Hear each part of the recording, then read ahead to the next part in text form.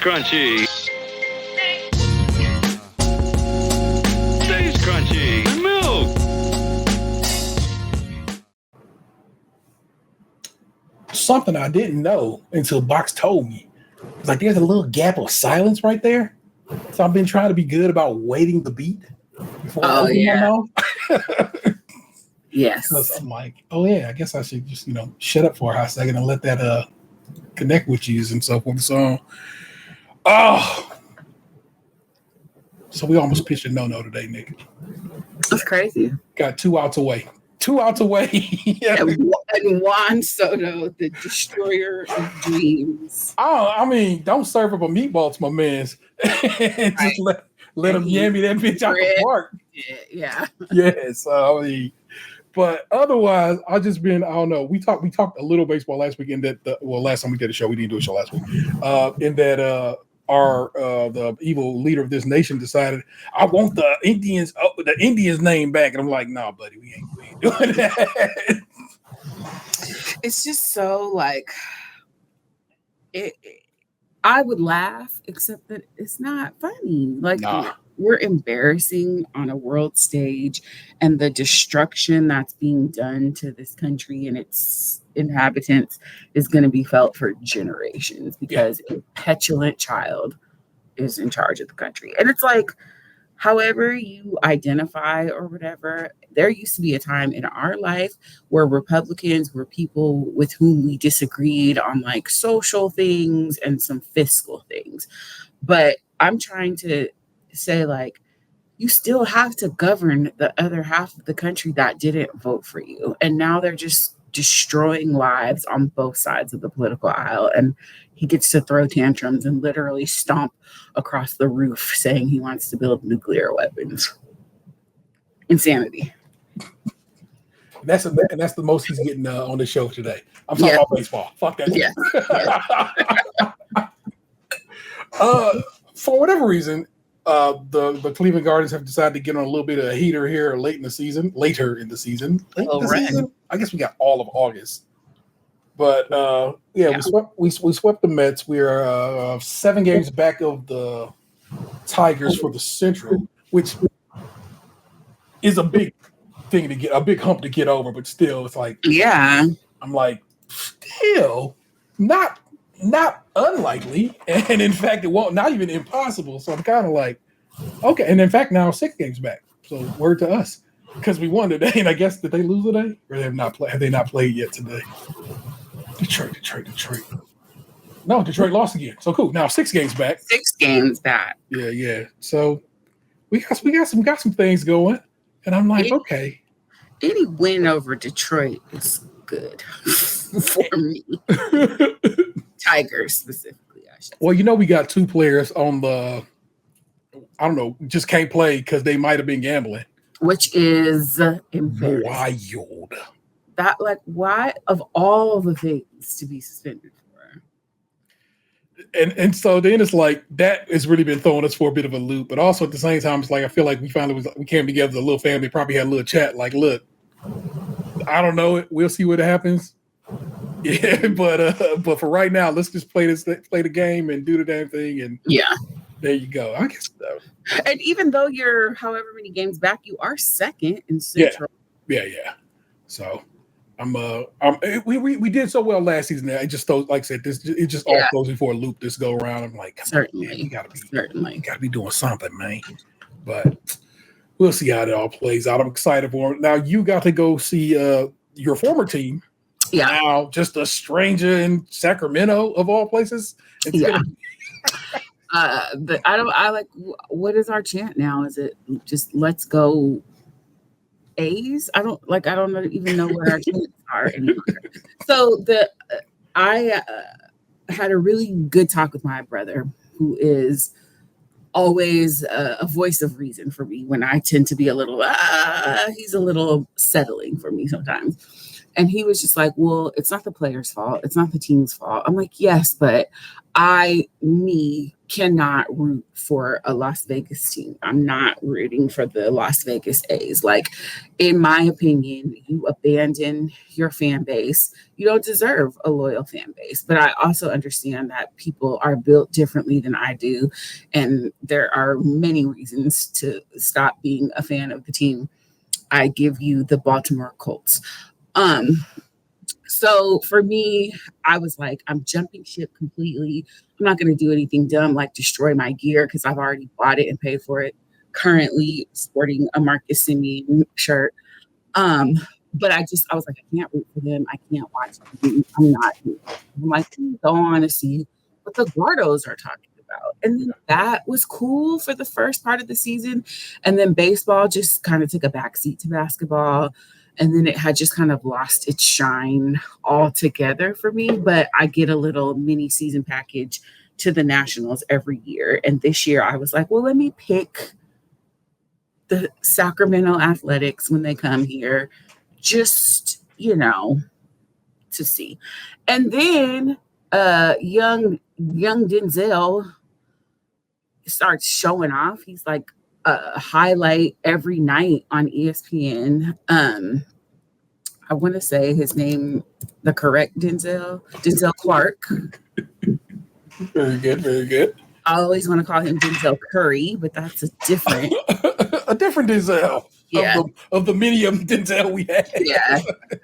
So he happened to not be playing last night because that was my whole thing. I'm like, I want to go see Denzel play, but he wasn't on the roster last night. So, but I did get to see Shea Langoliers, who I think homered like 5 times last night. Amazing. And then the other young fella, Nick Kurtz, has been hitting his ass off these last few weeks. So I was just like, you know what? Let me go see the guys. And I had a great time, and they won by like 16-3 or something. It was an incredible outing and a perfect night, perfect baseball weather last night. It just, you couldn't have asked for a better timeout. Now, they are in 5th place in the West. Yeah. It would be interesting if they made a postseason run. They are 14 games back. It's going to be some effort. Yes. But if they are putting in this effort, like I said, a 67 run to change your whole fortunes. Exactly. All of a sudden, you're like, we got something going on here, gentlemen. And I believe they're up right now tonight. So can't knock the hustle. Let's yeah, bottom of the 6th, they're up 1 on the Nats right now. So okay, maybe just to clarify or make me understand it. Why didn't they just stay in Oakland for this season? Yeah, so the issue is nobody wants to pay for the new stadium. The city does not want to pay for the new stadium, which understood, but there were several plans brought forth that would bring a great deal of jobs and money to the city. So it would be a beneficial investment for them. But because there was a plan to develop Howard Terminal down Jack London Square area, that would have been a great plan for the city, for the organization, because the MLB basically gave them like a certain amount of years to either renovate or rebuild because the Coliseum is falling apart. The plumbing is bad. It's infested with vermin. It's really awful. And they kept almost coming to an agreement. There were like 3 different sites that everybody wanted to, but the problem is the billionaire family, the Fishers, who own Gap Inc., and many other things, could easily afford to pay for the fucking ballpark. And they just won't. And then Oakland was like, well, we're not either. And so they were at a standstill. And that was it. And I blame the Fishers as much as I blame the city of Oakland, because at this point, this was your last major professional sports team in the city of Oakland. So not only are you losing the revenue that comes with that, but also the philanthropy that these teams offer has left the city of Oakland. So now I think that the soccer team, the Oakland Roots, are playing at the Coliseum. So somebody playing there, it's not like demolished.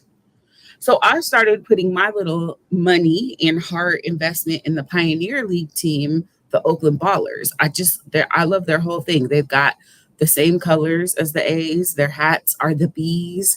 They're a fan ownership. They had a big pledge out, like 3 different pledge runs to have investment from fans. They're very famous investors, Too Short and the like. And when I went home this past May, I basically had my birthday party at the Ballers game and invited like 15 of my friends and family, and we all went out to the ballpark. It was a lovely, lovely time. Nice. And they're a really fun organization too. So like that raccoon, no, it was a possum that was on ESPN. Do you remember this? It's probably like 2-3 years ago. They were in the Coliseum and there was a possum inside of the media booth. That's fantastic. And so that's the place you want to be at. Like, put that camera right here. And it was just like running in the stands. It was like, it was a thing. So the Ballers mascot is Scrappy, the rally possum.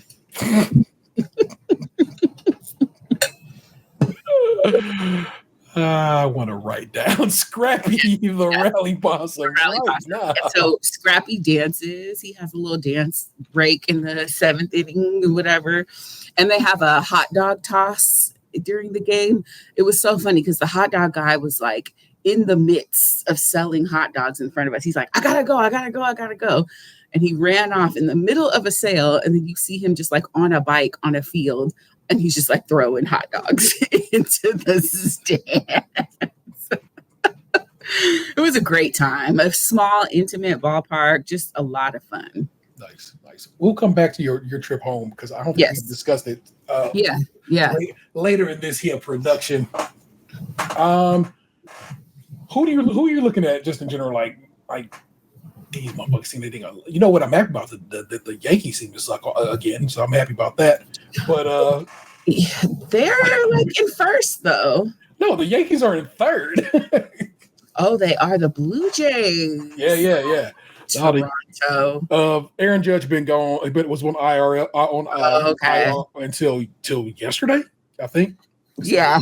I have watched so little baseball, to be honest. Like I started off the season kind of strong, and then I'm like, I'm putting on the back burner for basketball, and really never came back. I have my score alerts, but I haven't really watched. And I think at this point, I probably won't until the division. And that's about the depth of my baseball to go around. I got the Apple app and the MLB app keep me up on things, but I'm not deep in it. I've been trying to be a little deeper into WNBA this season.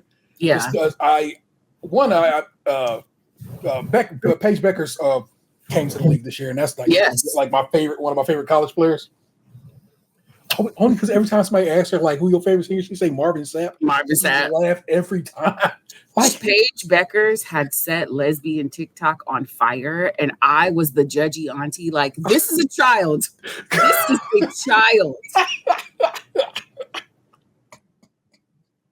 Leave that baby alone. A literal child. Well, except that she's like 22. Yeah, but still, I'm. It was grown women losing their minds over Paige.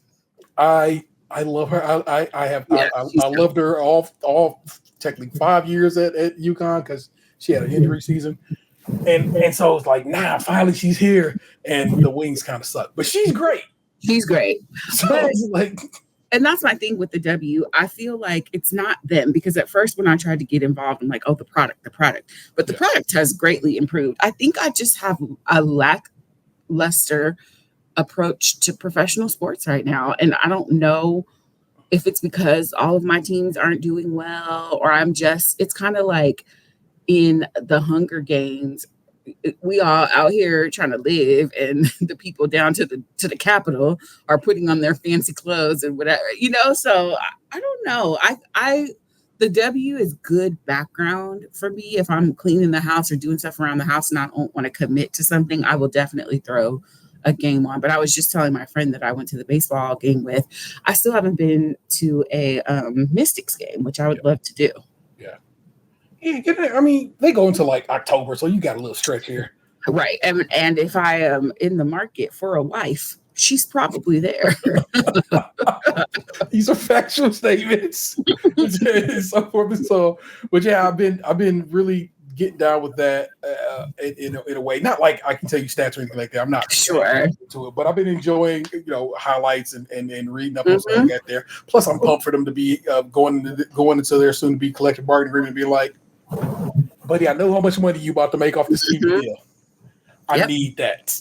And I actually watched all of the All-Star festivities for the W. Excellent.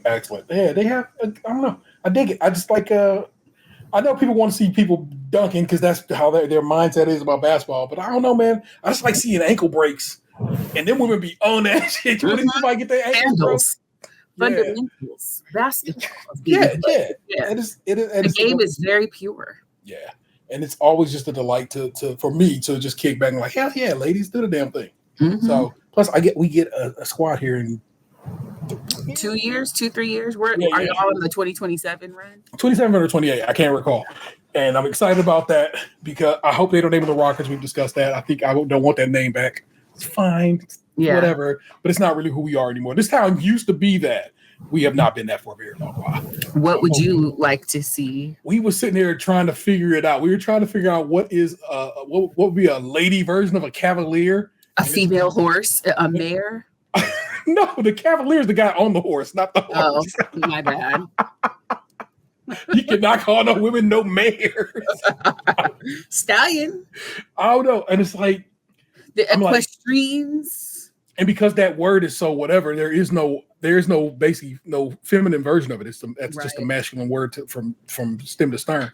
I'm a huge fan of the lady calves, but but you know how people be. Yeah. That's exactly what it'll be. That's an old. They even stopped doing that in college ball. No one like there used to be the Lady Vols. Now it's just the Tennessee Vols women's team. They got rid of the.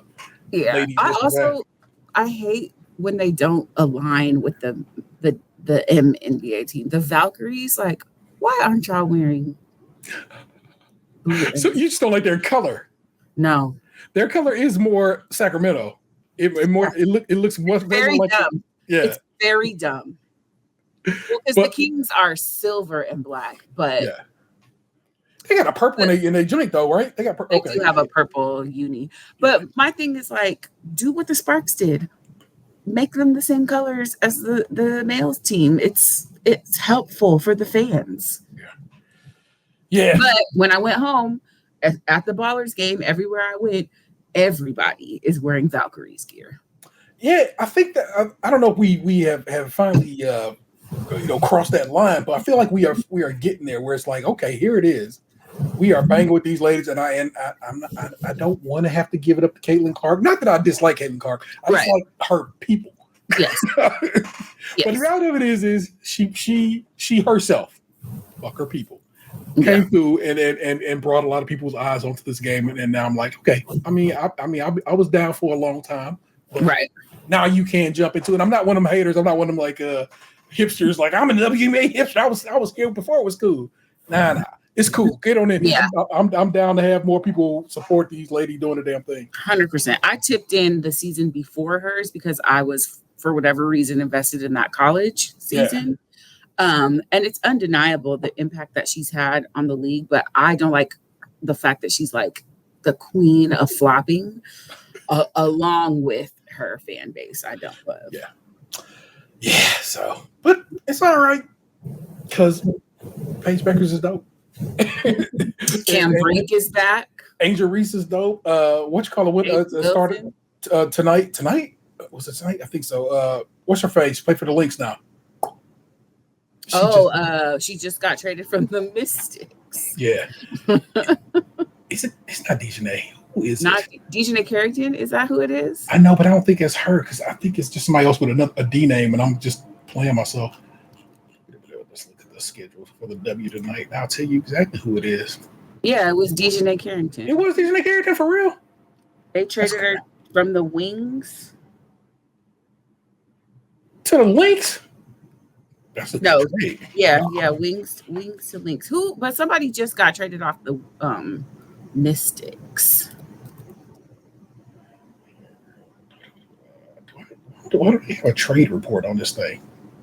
See, it's just not enough WNBA information on ESPN. I need a deeper. Brittany Sykes Okay. went to the Storm. All right. So the Lynx played yesterday. So that was yesterday. I'm just because when I go look at what's her face Instagram, it's always gonna throw me for a loop because I'm like, is this today? Is this yesterday? What's going on here? Yeah, Instagram was like, oh shit! It was DJ McCarthy. That's wow. That's great. Okay. So Instagram was like, tonight the weather is damaging storms and floods, and here I am in like a jeans and t-shirts getting ready to go to a baseball game. I'm like, oh, this is from August 31st. Yeah. Thanks, Instagram. So helpful. Like y'all, wow for that. So that's dope that that DJ went to go kick it with the Lynx, who are of course your follow up. They didn't get the chip last year. They came in second, but they playing this year like they about to handle something. So see, that's a dope. Timberwolves Lynx. Oh, we did. Me and Box did this whole thing, and we were trying. Like I said, we were trying to figure out what would be the name of the Philly team, what would be the name of the our team, of course. And then what other city got it? Detroit is getting there. Detroit. I think Detroit's going to stick with the Shock. I just know. I think that name has a deep enough history in that city, and they had like 3 chips in that town. So it's like, yeah, you can keep that name. But trying to figure out. And that's still like car related, Pistons shop. Yeah. That works perfectly. Like I said, we need. I don't know what a Cavaliers situation would be. Actually, oddly enough, the Valkyrie would work for us, but we can't do that. The Guardians would work for them. We can't do that. It's like all these names that fit the bill. I'm just like, you can do that, bro. Those are taken, and it's bothersome. But at some point, we'll work it out, and it'll just be the Rockers, and I'll be mad. But let me wrap to you. You know, it's got to be some West Coast lyrics because Nick's here. We'll see. Oh, these some Pac lyrics, so you should. Okay. Let's see if I can get them. I should just read them instead of trying to rap them, but I can't help myself. Once I get going, it's gonna get going. I almost did some Larry June joints, but it's like I'm like, I've only dabbled in the Larry June. He has nothing that I would recognize. We'll talk about that later too. I need you to get down with a couple of records that I think you would you might appreciate. Yeah, nigga. Drop the top on your motherfucking ride. This how we do it on the West Coast, baby. Rolling down the 405, getting high. White boys damn near wreck they shit to check my ride. I ain't being boozy. Cruising in a 6.0 Impala. Driving like I'm in a hoopty. A car full of balling cats. Keep your hands on the strap and take all the craps. Niggas know my stilo. All legit, but I'm draped like a nigga moving kilos. This don't stop, so I can make the ass drop and make the front hop and hit the 3-wheel motion all day. Hit the freeway, take it easy. Let's slide and pick up some hoochies. Ride right back to the movies. High, talking back to the screen, drinking liquor. Having big dreams of getting richer. I'm living that thug life. Y'all know the rules. Gotta do what you gotta do. And then they yell in the background, stay true. Thug life. Y'all know the rules. Gotta do what you gotta do. Stay true. See, I don't know it. That's from Thug Life. If you don't know that Thug Life album, and I do know that Thug Life album, you know that one. What's good, people? It's episode 581, and big up to my Kevin Choir. I'm your host, the Internet's 713, joined by that host, the Internet's Nicju. What's good? Yellow diamonds look like pee-pee. Oh, if you know how often I say that. I'm penne alla vodka. But that's be like, ugh. And I'm like, I don't know, baby. It's really fun.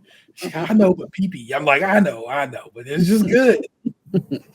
Complex made it put a video up on Instagram that was they went to a jeweler to discuss it. And he's like, oh yeah, perfectly accurate. The best of the yellow diamonds indeed do look like pee. Do look like pee when you ain't had enough water. And I'm like, Jesus Christ. Yeah. They're yellow because of nitrogen. Their proximity to nitrogen. In case you're wondering. You know what it is? It's Nick in the building, and that means we'll talk to her here. You know, she'll have her own segment because she's family at this point. It's time for her to take her meds. Yeah. And I got a couple of news stories. One hyper local, but necessary. and way long. So I'm probably going to read you a little bit of it. And the other one is local, but it's definitely going to be national when it actually finally gets to really burning. So let me, in fact, drag these news stories onto this side of the the screen. Both my stories are from Seeing Cleveland this week. Mark Oppers on the byline on this one. Why Cleveland's leaning hard into housing first model to help the homeless. Through the Home for Every Neighbor program, the city has housed 180 homeless people with few barriers to red tape. 2 years ago, Robert Lucas was living in a homeless camp on a secluded grass lot close to Conrad's off of West 144th and Lorraine. There are about 50 similar homeless camps around the city in recent years, some popping up as authorities came in and shut others down. Others enjoying relative longevity and stability, which is this whack-a-mole reality, which could mean mere months. It goes without saying that these are the options of last resort, desperation and necessity. No one wants to step around needle casings to navigate their way to the sidewalk or wake up to rats nesting in their tent. But for any number of reasons, and often a combination of them, drugs, mental illness, poor credit, pandemic-era job losses, the affordable housing crisis, racism, a criminal record, limited shelter space, this is the reality for more Northeast Ohioans than you think. According to Cuyahoga County data, there are some 23,000 homeless people in the region in 2023. Every last one of them is on the run from something, Lucas said. They all got something that's going to keep them from being able to get a job or able to fucking get a home. For him, that was his record. Lucas, now 34, is 5'7" with blonde hair worn in a side part and carries the tattooed build of a construction apprentice. He talks in jumping sentences and leans toward skepticism. Lucas grew up in Parma with a single mother and lived in 3 houses by the time he was 18. He dropped out of high school his sophomore year to work the trades. Years later, his brother died. In an episode, Lucas paints a schism for his family. I left home, then came back home, then left again. He said, I was just trying to get away from the house, trying to be on my own, trying to figure it out. He fell into handiwork. Lucas spent his 20s working in tool and die shops, casting aluminum carburetors for lawnmowers and leaf blowers. He got engaged, moving to his aunt's house. When he was 24, he took a job with a friend working maintenance at a senior living complex. Lucas was up for promotion when in early 2017, he was accused of selling 2 residents stolen jewelry to a nearby pawn shop. Lucas told me he was set up. Like many staring down a trial with possible prison time at the other end, he took a plea deal, a level 2 felony, burglary charge, and 2 counts of theft. He agreed to serve 2 years of probation. It was the beginning of his journey through the system, one he likens to being subsumed by a pool of quicksand. I'm telling you right now, this is a very long story because it's going to talk about this guy's experience. It's going to talk about other people's experience.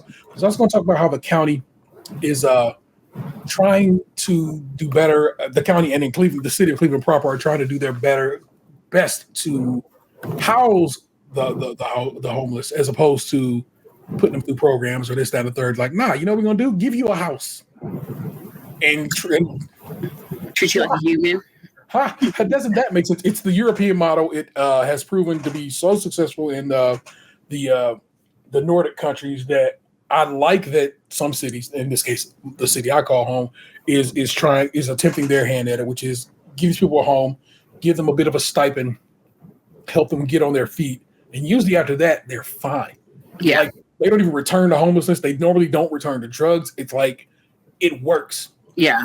There's been some smaller studies of it done here too, where people have been given like a stipend and a place to stay, and everybody who's running the program is like, surprisingly, there's very little but because the places where it is working, the societies are all pretty homogenous, so you've got to add in like racism as to why that's not done more often here.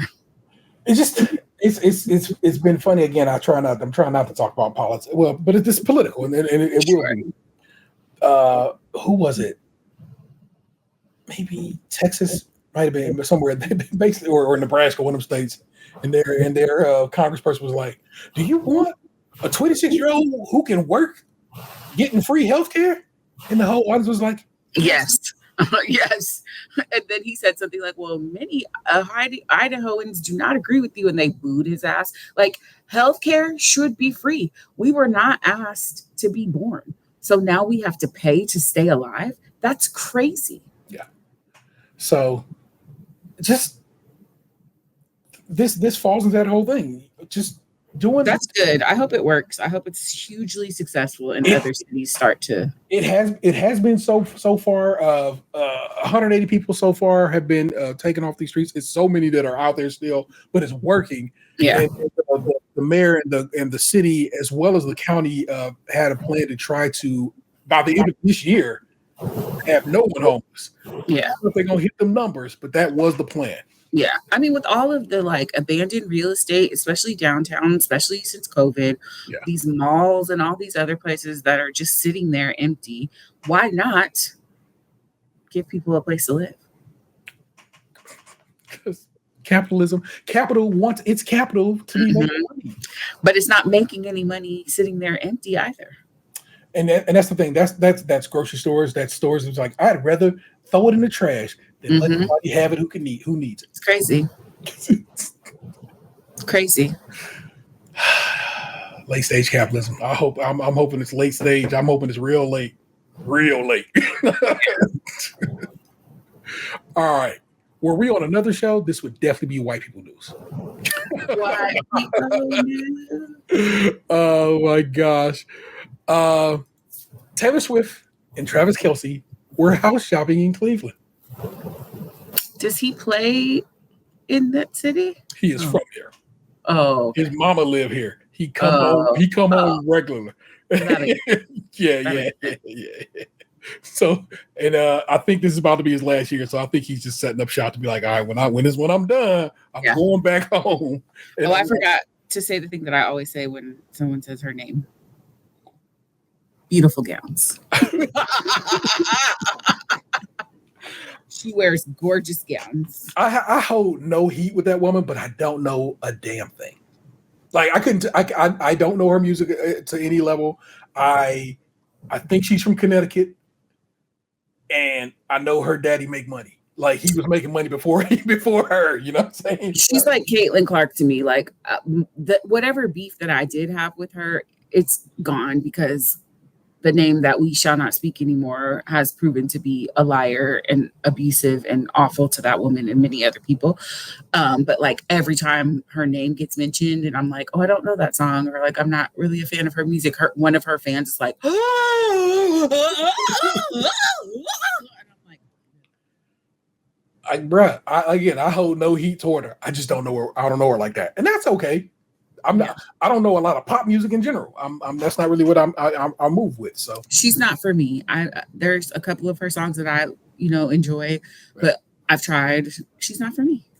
Dude, I know "Shake It Off," and that's because everybody knows "Shake It Off." And I know that Romeo song, and I only know it because it was in that episode of The Bear where my man Richie got his shit together. Yes, and we are never, ever, ever getting back together. Those are the like 3 Taylor Swift songs. I don't know that one. Maybe I do, because that's another thing. It'll be just things you picked up by osmosis. Yeah, I can be like, oh yeah, you do know that. Like, oh shit, I didn't know I knew it. So, but the little line underneath this says, "Let the rampant speculation begin." Vic Gregorczyk, who is the editor of Scene Cleveland, wrote this particular piece. A hot dispatch for the SEO and social media machines from the Scene Action Gossip team. The kind of material AI can't manufacture, delivered hot and fresh just for you. No puns, just straight information. Remember when Taylor Swift and Travis Kelce were spotted at JoJo's in Chagrin Falls? Other outlets were content with the celebrity citing news that these two humans actually do exist, or the breaking news that they eat food, subsisting on calories like the rest of us, sacks of muscle and fat to fuel metabolism and get through their day, or that they would choose to consume those calories in Chagrin Falls. Not us. Not here at Scene. We dug deeper because the two not only eat, but they also live places with roofs, pools, beds, high-end appliances, lead-free pipes, and Cleveland has at least 3 places that qualify in that regard. At least 3. So we channeled our inner Ed Gallick, who's a local investigative reporter, and we learned more. Multiple sources have confirmed that Swift and Kelsey visited at least 2 opulent homes currently for sale in Northeast Ohio's Tony Eastside suburbs on the visit.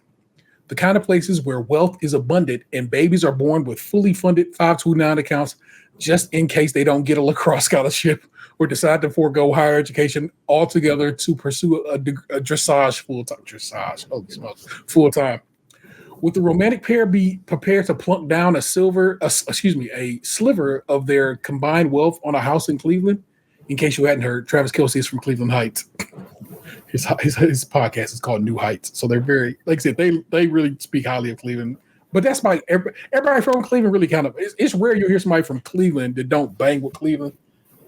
You know what I'm saying? You'll hear people from other parts of Ohio be like, I hated Ohio and I left. But people from Cleveland are like, nah, that's my shit. I never understand the Cleveland slander, but for those who hate have no position. Like, so it's always gonna be fuck Joakim Noah on site in this city, and he knows it. And he knows it. He says it comes up every time he is around or speaks anything about Cleveland. It's certain ones who know what it is. It's like, don't show up here, bro, because you will catch one. I'm not joking. People will be on site. Let me get back. Or is mansion shopping for the uber wealthy something akin to scrolling Instagram for the rest of us? Swift owns multiple properties. What's one more? And why not Brick Park? Yuck. No. They can buy close to proposed Brown's Dome and enjoy seasonal patio cocktails at a Haslam-owned sports bar beneath a Landing 737, the noise of which could preclude paparazzi from eavesdropping on their conversations. But which wouldn't prevent lip readers from cluing in on their chats and figuring out that Travis is self-conscious about his haircuts. Oh, Vince. Oh, dear. This one. Swift, having finished her Eras tour, doesn't have to work for the foreseeable future. We're guessing at least 6 or 7 months. And Kelsey is a season away from retirement and a quiet exit into private life. If you ignore the podcast, endless commercials, and probable future in sports commentary. Could a Northeast Ohio sabbatical be in the offing? Let the rampant speculation begin, because this isn't Bill Cowher in Strongsville. These are cold, hard facts from your friends at sea. I think it's a nice little landing spot because, especially if he's there a lot during the holidays and everything, they don't have to worry about like security and all that to his mama's house. They could all just come to his place or whatever. Yeah. So good for them. I like the Kelsey Bros. I appreciate them. We were talking about people not wanting to pay for their damn stadium. The Browns owner, billionaires didn't want to pay for the new dome stadium that they want for the Browns. Mm-hmm.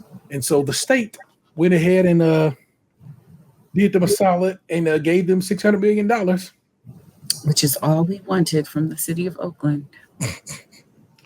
It's some whole shit because they're doing it by, no matter what they say, taxing people because they're sure. We have unclaimed funds in the state. Every state has this, in fact. And they're just saying, if you don't come get your money in 10 years, we're gonna give it away. Mm-hmm. And no one does that. And people around the country are like, no, you leave that money to be because at some point somebody will come a calling. And in fact, you making it a bigger deal means more people are gonna come checking for it and start taking money. And then this fund that you think you got is actually you don't have. Yeah. So yeah. It's like, yeah. So that is that is going places. Stupid billionaires just like, I don't know, man. I don't want to spend my money. I want to spend your money.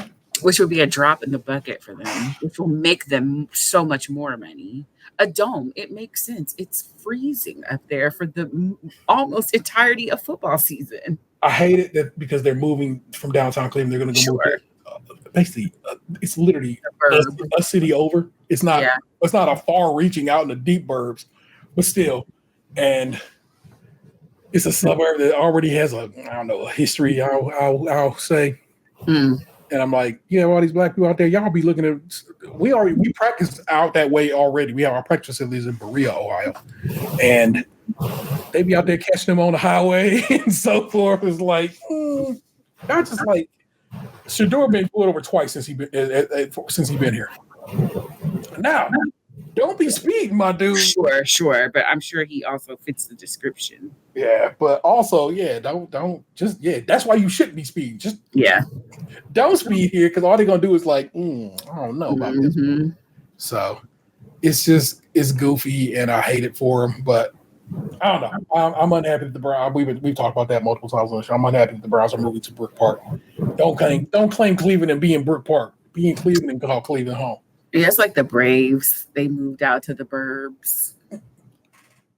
I went to high school in Atlanta. They didn't move to the burbs. They moved out to Podunk.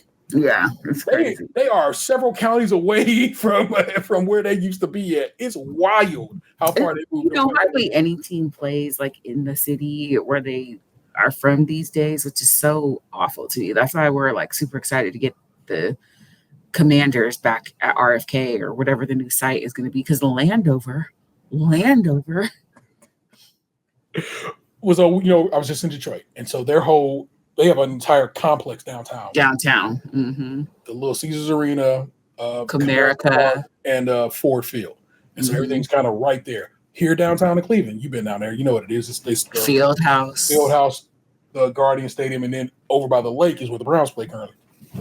And they're going to, like I said, tear that down and move them. And they played their entire existence. They played on that patch of land because they tore down that stadium when the Browns left and built them a new one. That's another thing.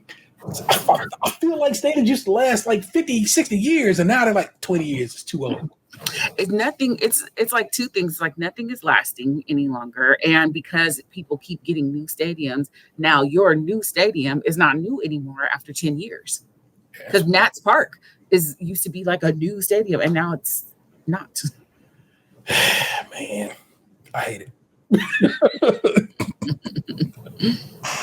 But those are your news stories for the week. They are in your show notes if you want to read over them yourself later, especially that home. Now, like I said, it's very lengthy, but it's a good no.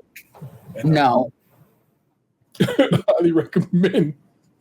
But now I hand the reins of the show over to Nick. Nick, what's been going on with you? I'm a mommy. Indeed, to a child you just is yelling at. Mamacita. So I am not a cat person. I will put that out there. I believe the cats are the spawn of Satan, and they will take your life if you try them. I had a cat like 25 years ago. I had a cat, and he was a feral kitten from the litter in the parking lot where I worked. I brought that cat home when he was 8 years old. He used to sleep on my pillow. We were bestie frenzies. And then my boyfriend at the time lived with me and didn't like to work much. So he was always at the house playing with the cat, feeding the cat treats. And then the cat swallowed a ribbon, and I had to take it to the vet for emergency surgery. And I think he equated me with that experience. So then he just turned on me. Like, I'll be laying down on the couch taking a nap. He's trying to scratch my face. He almost scratched my eye out one time. He would lay down in the hallway in the dark and try to trip me when I would walk by. So one day, to my boyfriend at the time, I was like, when I come home from work, one of y'all can't be here. Your choice. So we rehomed the cat with someone that he knew. Okay. And I was like, yeah, no, I'm done with cats. I'm also like very allergic to cats. When I had Hamlet, it took me a smooth 2 weeks of being very sick before I eventually was okay to be around him. But in the last, probably, I would say 2-3 years, I've fallen to cat propaganda on the internet. A woman I know in California, she fosters kittens before they go to the SPCA to be adopted. And every time she gets a new litter, I fall in love with at least one of them. I'm like, oh, this is the cutest thing I've ever seen. Like, I think that cats are adorable. And then, of course, cats fall into my algorithm on every social media. I'm like, oh, God, cats. My building, we can't have dogs here. And I also live now in a place that has all 4 seasons. I don't have any outdoor space. So I'm like, I just can't imagine myself like getting up, getting fully dressed, and taking a dog out several times a day, regardless of the weather. But I had a strong desire to take care of something. And like, you know, I jokingly was like, I'm about to become a cat lady. I'm about to get this cat. I'm coming out the streets. I'm settling down. I'm not dating anymore. I'm done with all of that.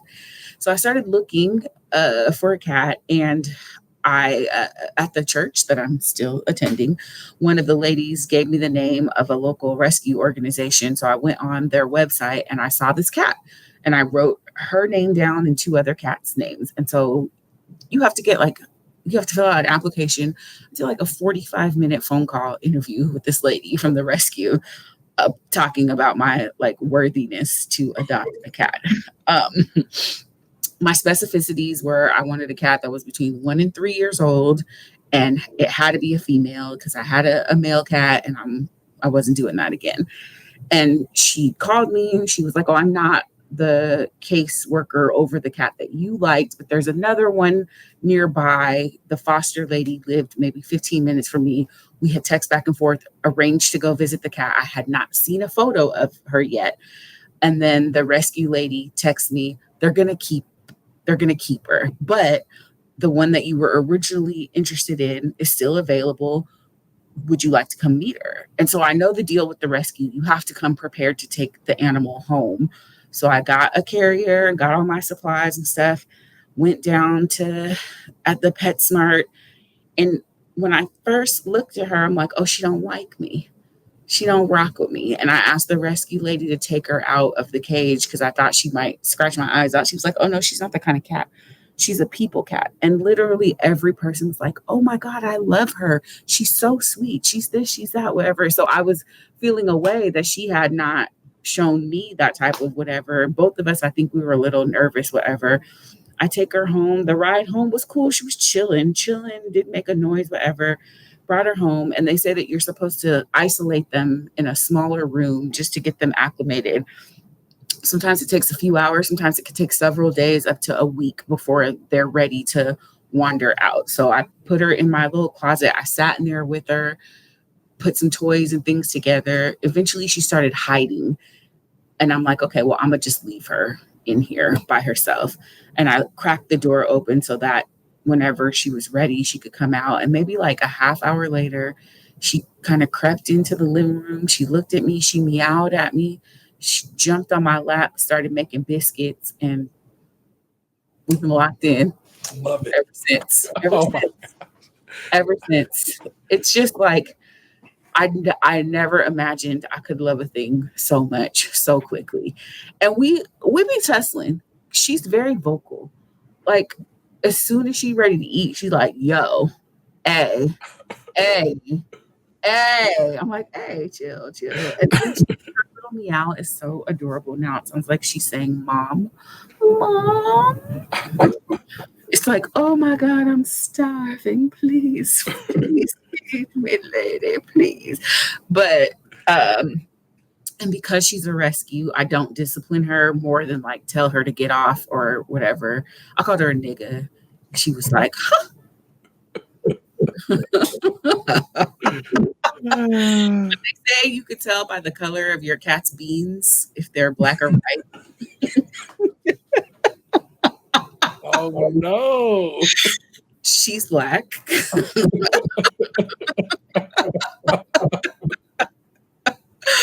But she's precious. I love her so much. I sing sometimes around the house. Like on Friday night, I'll just throw on YouTube and do some karaoke. And the first night I did it with her here, she didn't know what to think of it at first. And then she looked at me and she was just like, like, yes. This is why I gotta carry it on. But I love her so much. She's headstrong. And the thing that I'm trying to do is let her know that I don't exist to serve her. Yeah. So she's figured out how to open my door. She doesn't sleep with me, but she'll open my door in the morning and come in and let me know that she's hungry.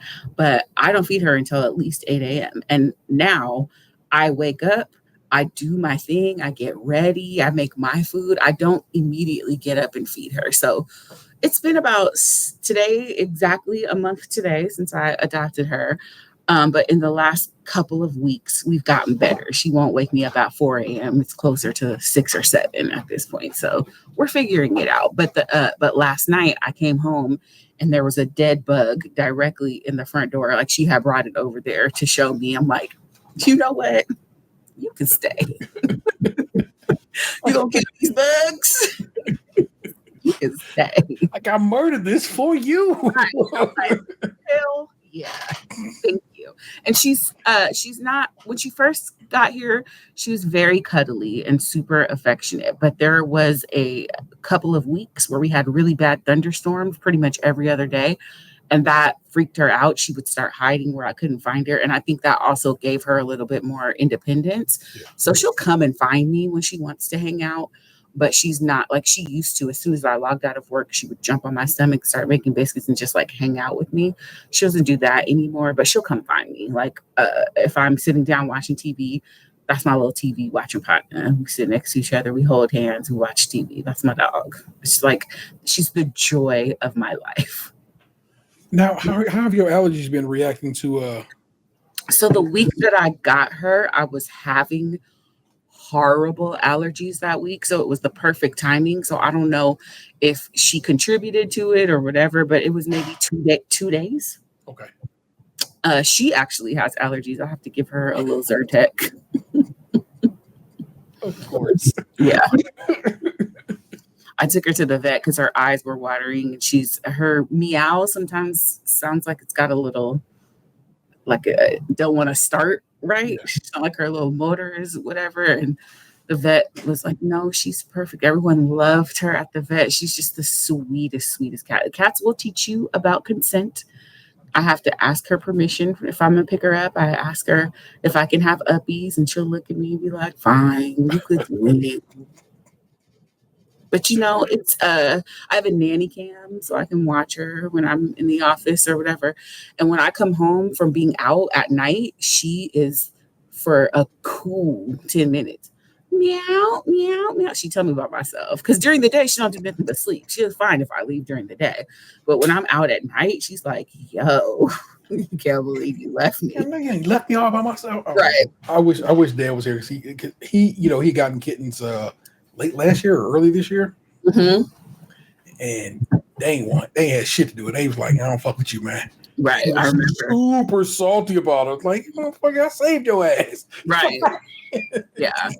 No, she'll hang out with me. But sometimes I'll just go get her and make her hang out with me. She's highly food motivated, so she'll typically sit next to me while I'm eating. But when I'm done eating, she'll stay sitting next to me, hanging out, whatever. And the thing that I really wanted, the first time it happened, I cried. Is like I came home, put my key in the door, opened the door. She's sitting right there, like meow. I'm like, yes, this is what I wanted. I was leaving out the other day on the phone with somebody and I was saying goodbye to her. She was like, oh, you're one of those. I'm like, yeah, I'm going to say goodbye to my baby before I leave. Yeah. Because she don't know if I'm coming back.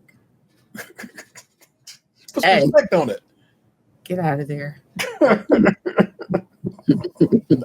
said, I put on the little shelf where you like. Right. She's like, I know you talking about me. I do a lot of that too, like off, stop. Because I'm trying to establish there are certain surfaces that she's not allowed to be on. She can't really be in my kitchen like that. I'll let her come in, but she can't go past a certain point. It's the floor. Mm-hmm. You can be in the kitchen. I'm saying I don't want your cat little feet on my food preparation surface. You know what I'm saying?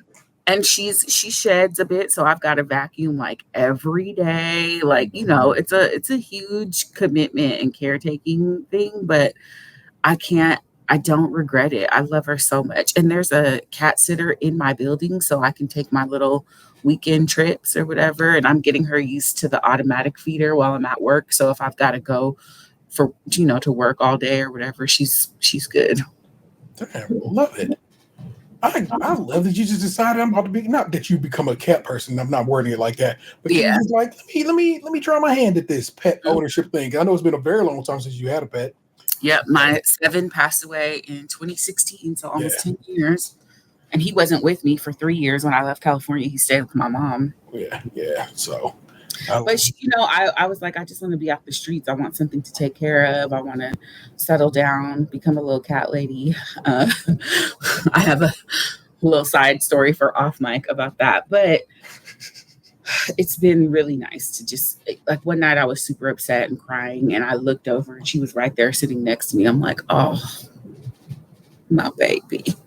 Like, I'm here to make sure you good. Mm-hmm. It is what I miss about having my pet with me, but I also just got to be like, I know I'm not ready for that. Yeah, I don't know if I ever will be, but it's hard. Currently, I stand not ready for that. And that's the thing too. I think about. I'm like, man, I'm gonna fall in love with this cat, and she gonna die in like 15 years, and I'm gonna be an old ass lady. But like, I'm a lover. I'm gonna love on her so hard for as long as we're together. I listened to this podcast called. Ooh, what is the name of that show? I might just open up my dang Spotify because it's not gonna come to me when I need the answer.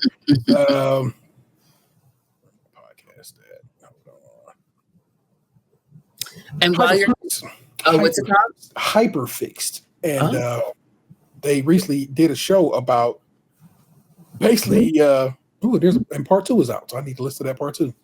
The cat drug black market.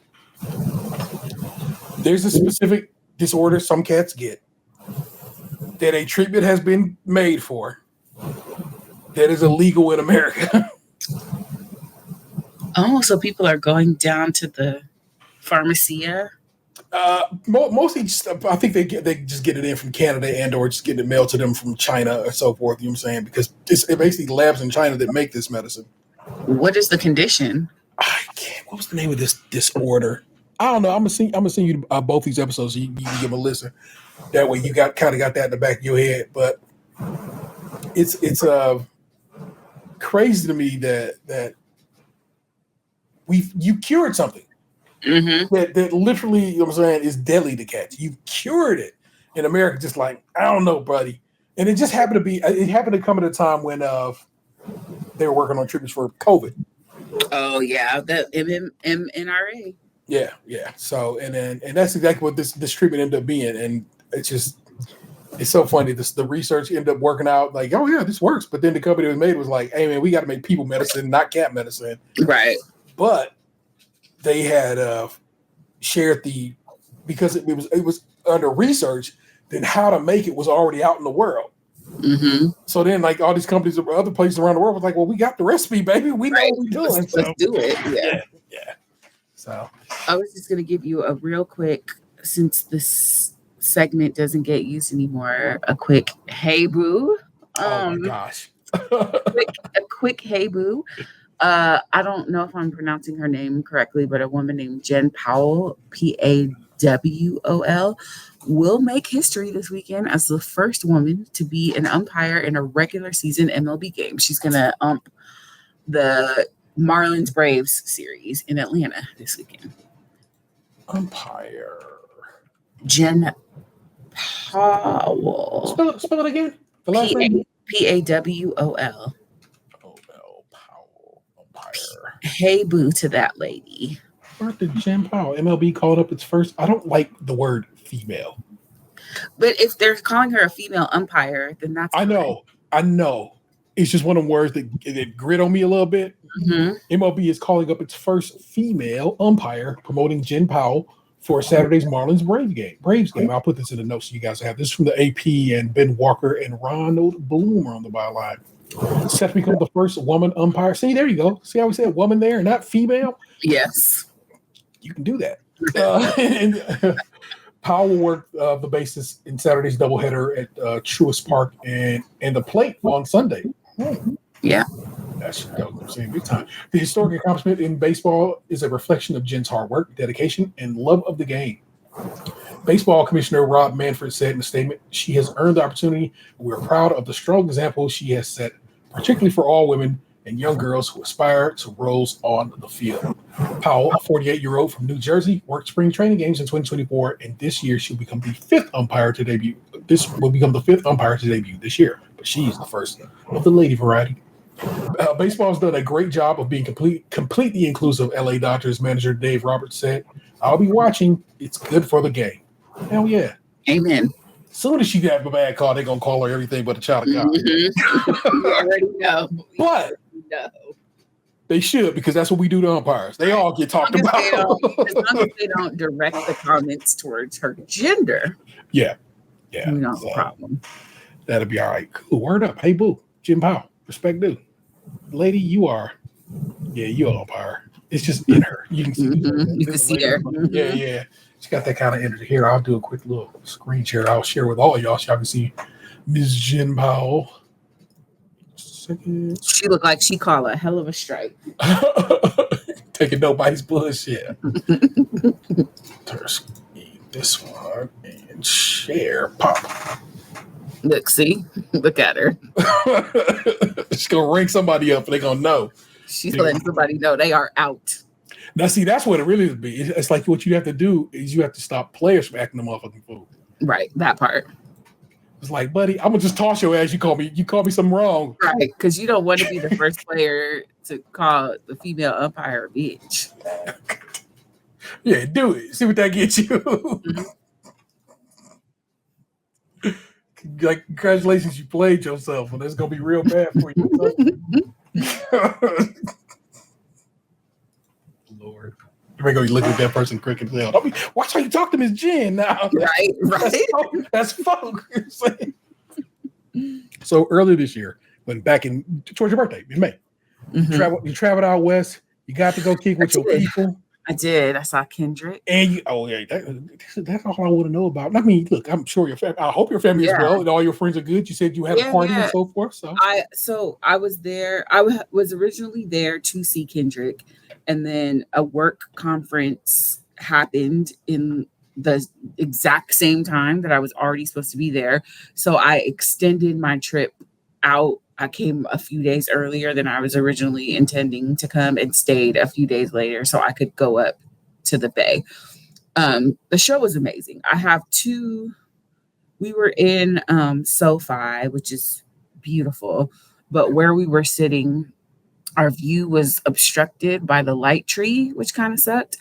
And the acoustics were terrible. Like songs that I know I couldn't catch lyrics to. So I've been watching a lot of YouTube for the skits and stuff in between. I couldn't really hear a lot of that stuff, but the show was amazing. I thought that like it was on my actual birthday in Los Angeles. It was his, I think, first show in LA.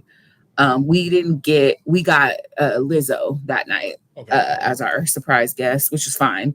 But the show is just incredibly well done. All the visuals are amazing. You know, it's a thing that is because I have like crowd anxiety and I don't like to be in those situations. So if I'm going to a concert, I need to know like every word of every song that's being played in order for it to make it worthwhile for me. And me and the homie Jax going bar for bar on all 7 minutes of Euphoria was the highlight of my year so far.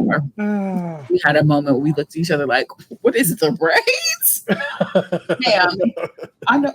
Now she just being on places she ain't ever been on before. She's showing out.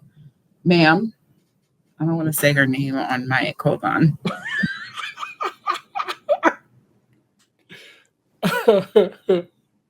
No, somebody said like, if you are posting pictures of your pets or whatever, you shouldn't post their name because somebody might like the same way they'll snatch your kid, call your pet by its name and steal your pet. Not that she will ever go outside in her entire life, but still.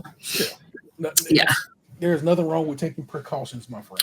She's like on the TV. I'm like, you're never been on there. So that was dope. And then I went up to the Bay and I literally invited like 20 people to this baseball game. And when we got there, I was like, surprise, it's my birthday party as well. And then we went to my homegirl's house after and had tacos and whatever. It was a lovely trip. It was a great trip home.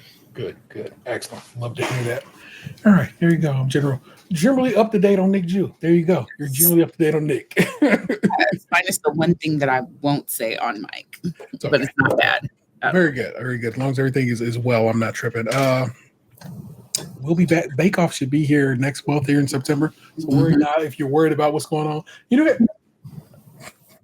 not the whatever else, but still, without any new shows, without any new whatever, just goes.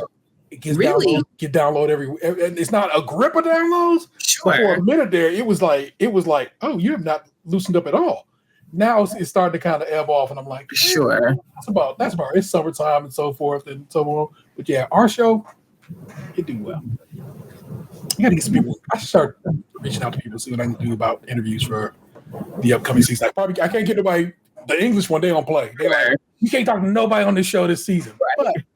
But we'll see what I can do for a past baking guest and so forth, and maybe we can have a conversation to see what we can do for some interviews to be had in the upcoming season. Worry not, we do that. Okay, I got a segment, so let me play my little segment clip because now I got to do that.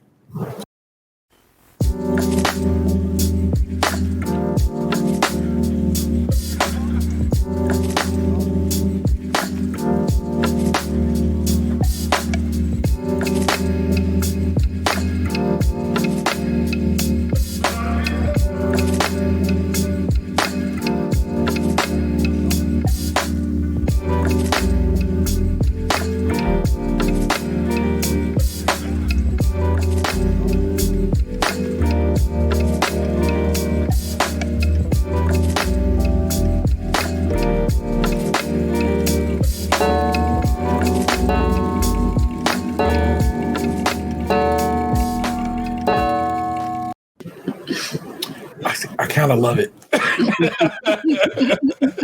I know I made it, but I'm like, at first I was like, I don't know. But now this one I'm starting to like, it's dope. Thank you. I had double anniversaries over the last few days. I have worked where I've worked at now for 23 years.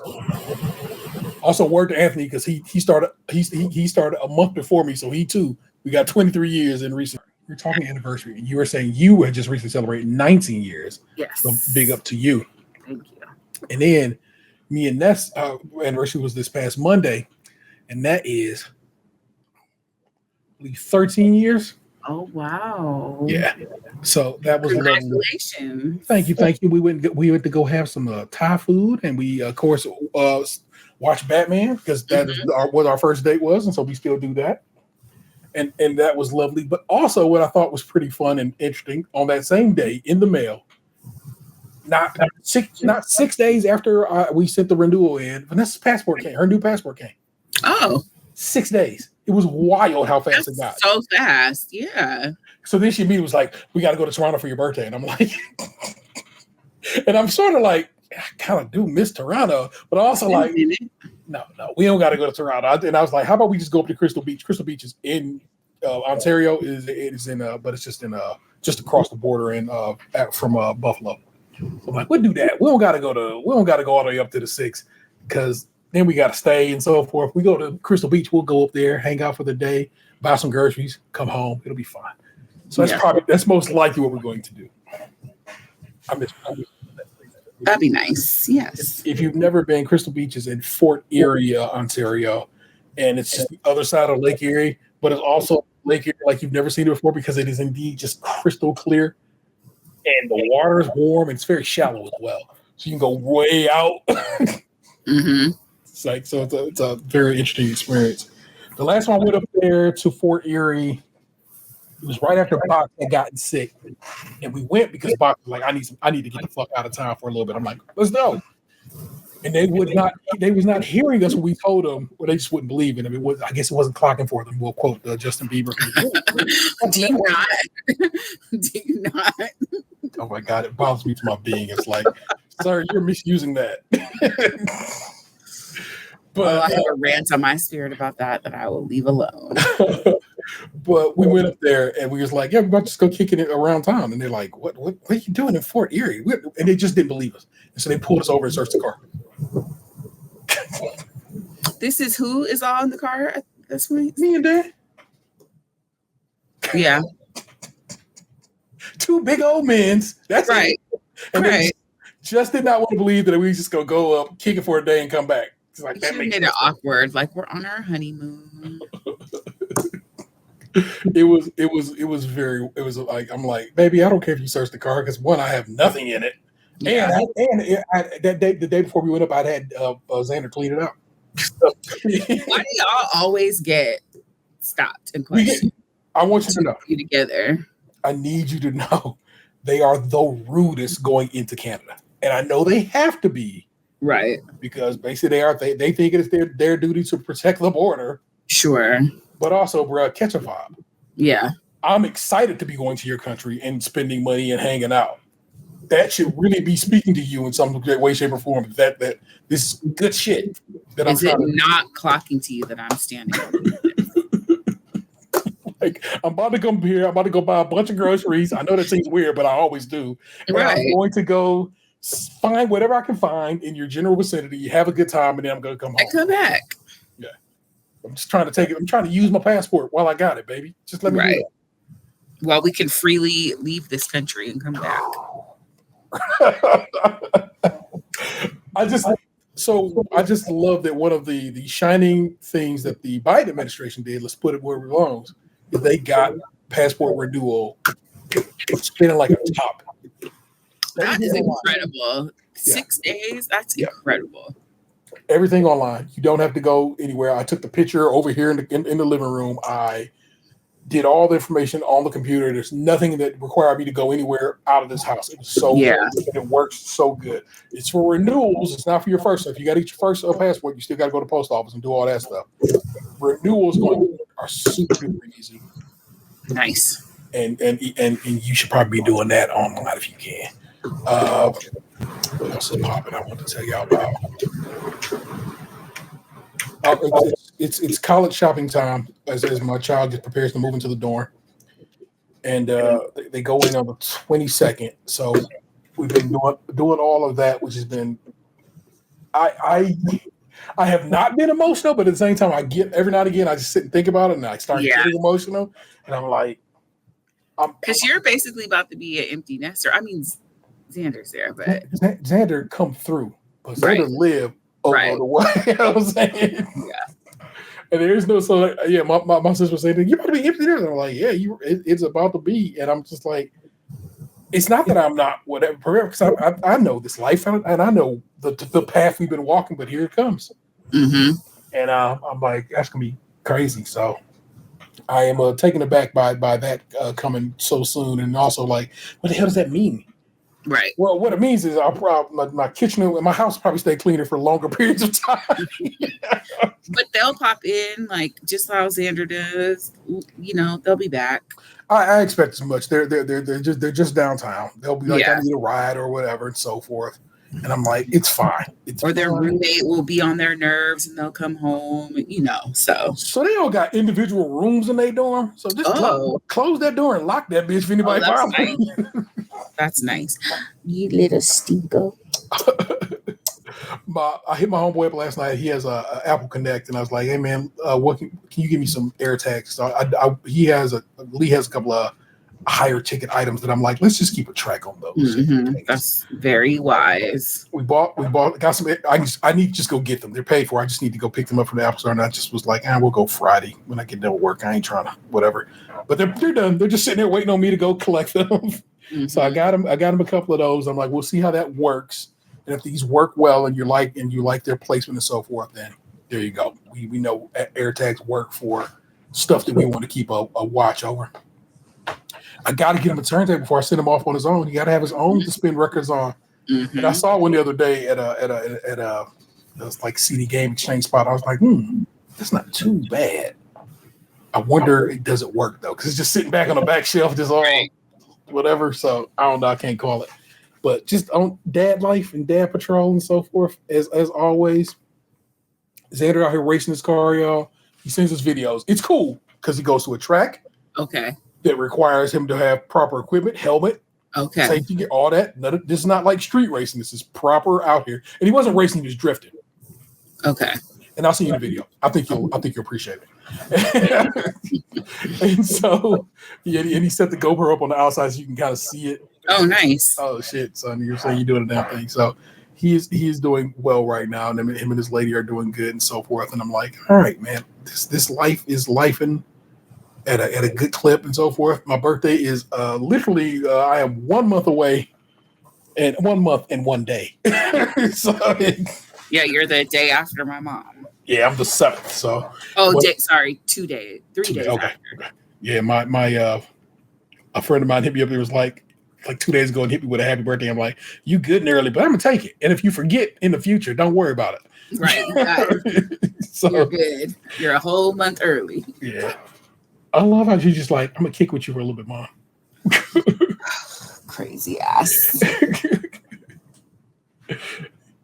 Just wag it. I'm so fascinated by her tail. Like, I just watch it sometimes. Like, 'cause it's not like a dog. Like, the dog wags its tail when it's happy. The cat's tail is just like. It's how they sit and stand, though. They kind of like you'll figure out her whole energy, and it's gonna be like great. You're like, okay, I know what you're trying to tell me. Settle down. Mm-hmm. The airplane ears is when she's in distress or whatever. Yeah, you got to get her some nip. Put her on. Oh, we have drugs. We have a little catnip toy that looks like a pre-roll. Like, let's both enjoy a little time. Oh my God. But was that it? I think that's it. Everything I want to be bothered with telling you. Everything else will come in entertainment and so forth and so on. So worry not, y'all. All is well in the world. It's a good time to be had, and I love that for all of us and my family and my folk. So we are all together. Oh, if you're wondering where day in his boxes, AEW is in town tonight for wrestling. Oh. So he is watching wrestling. So that's what's cracking with my man's this night. But you know what it is. Every week we head to the mean streets of Reddit, delve deep into the subreddit, Am I the Asshole, and some of its great value imitators. And we come through with a whole segment, and we call it Am I the Asshole.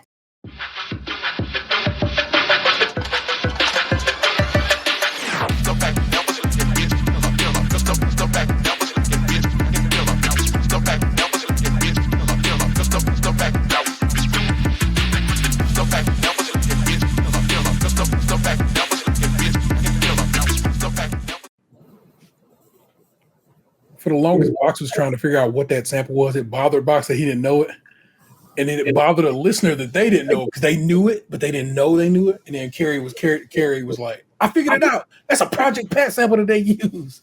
Oh.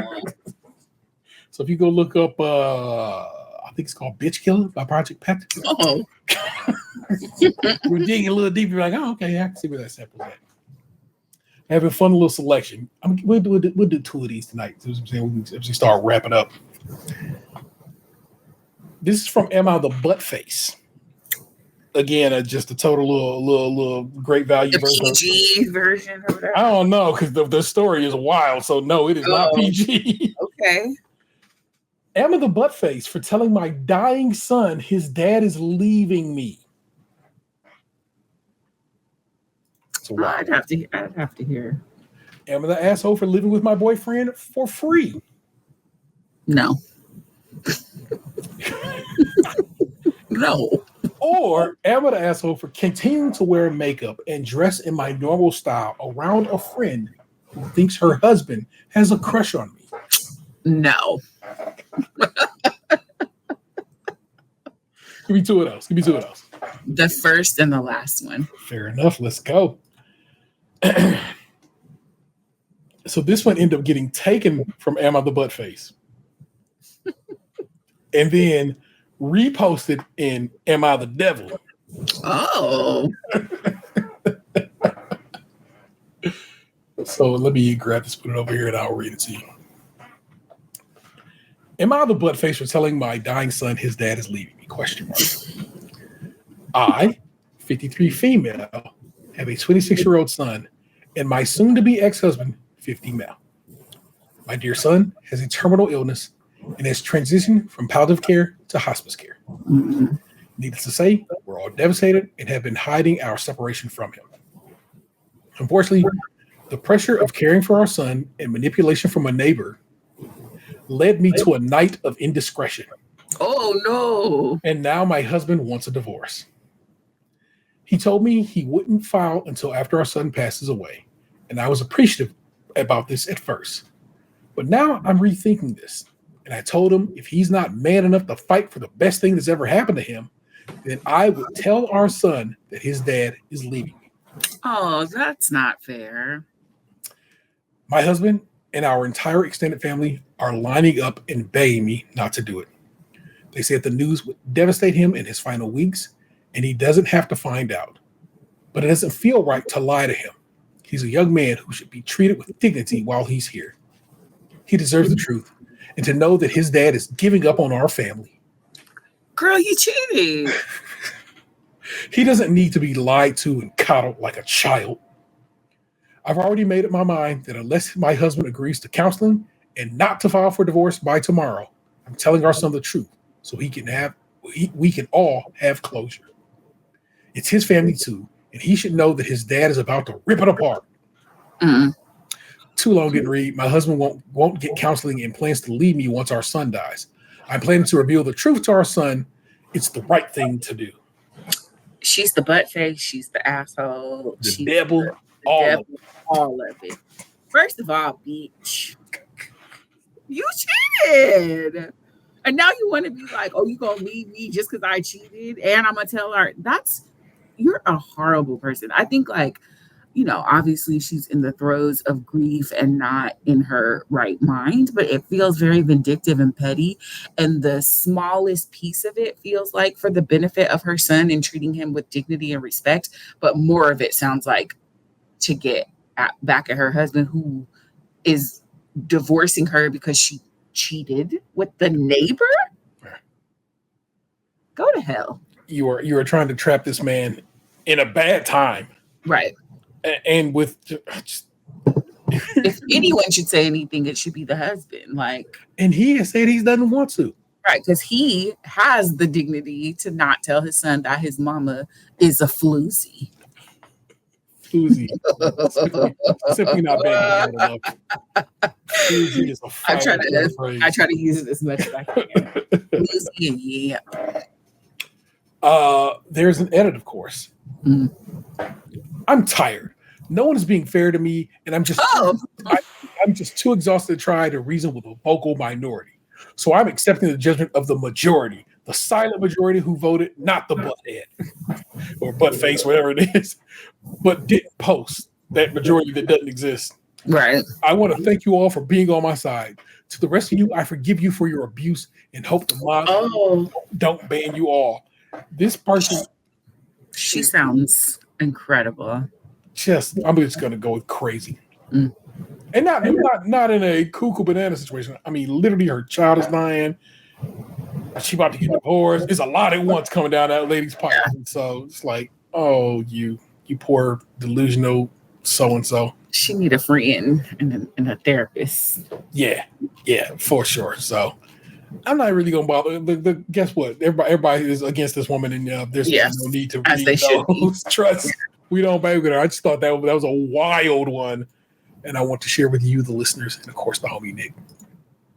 All right, I got this one for you. Emma has to continue to wear makeup and dress in my normal style around a friend who thinks her husband has a crush on me. No. My 29 female friend, 31 female, has told me that her husband, 35 male, has a crush on me and has recently told her that he fantasizes over me. At least he was honest. You gonna go with that? I guess he could have kept it to himself. Yeah. Why? What do you think was going to occur with that? Maybe he thought she was going to be like, you should holler at her. Let's open this thing up. Yuck. This already makes me feel very awkward. Yeah. And now she's asked if I can stop wearing makeup and wear baggy clothes around him. We went out for dinner last night at a reasonably expensive restaurant with a few others, seven of us in total. And she texted me when I got home saying she was very angry with me for looking hot.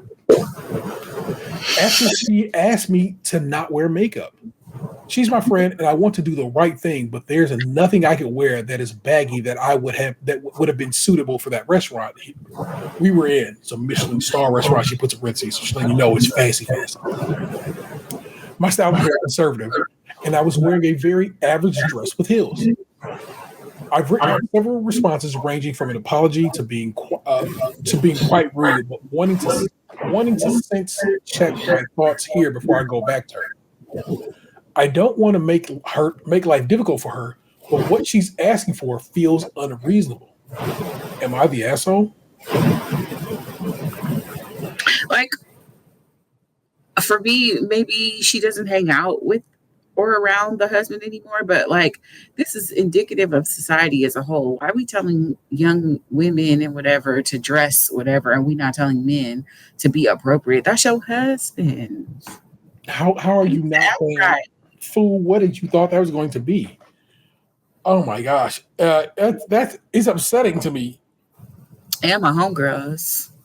That that you can't go to, what's the name of the club? Noches. Then where can we go? Where can we go? There are multiple edits here, so you got to get some updates. So let's walk through them. Edit 1. Thank you all for your responses. It's 4:21 a.m. here in the UK, so I'll write out and send a response tomorrow, and we'll update you all on here. Sorry I can't respond to everyone. I did expect so many responses. Edit 2.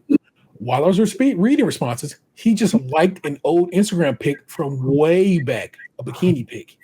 He is now blocked. Final update. Edit 3. I responded with the following. Sorry it's taking me a while to respond, but I wanted to consider this properly and not react emotively. I'm sorry you feel this way, but I don't think it's fair or reasonable to ask me to change how I look because you're husband.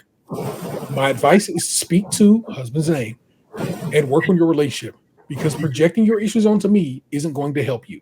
That part. But it will damage our friendship. You have nothing to be insecure about. You're the most beautiful person inside and out I've ever met. I'm here for you if you want to talk through it, but ultimately, I can't help it if I'm smoking hot. Just kidding. XXX. She seems like a very nice young lady with her head on good. I feel for her friend because her husband sounds like a creep. Yeah. It's gross, and then it got grosser. Yeah. 5 minutes after I pressed send, and she knocked on my door. She was already on her way here with a bunch of flowers and cried and gave me a hug. She told me they were having problems and it was wrong of her to take it out on me. We've had a long chat, and I'm going to be there to support my friend. Thank you all for your input. It's also helpful. Additional info.